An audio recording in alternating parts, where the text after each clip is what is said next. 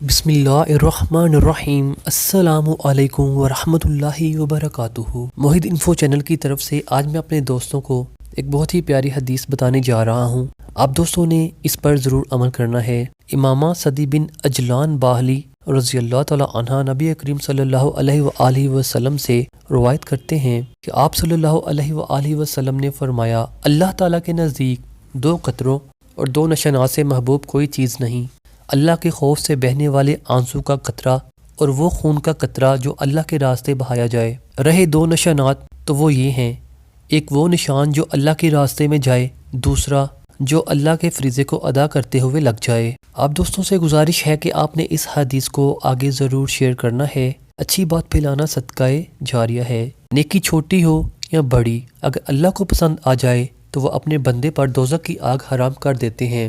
دعا ہے کہ اللہ پاک آپ کی عبادات اور اس کی رضا کے لیے کیے گئے ہر عمل کو شرف قبولیت عطا فرمائے، آمین۔ السلام علیکم ورحمۃ اللہ وبرکاتہ۔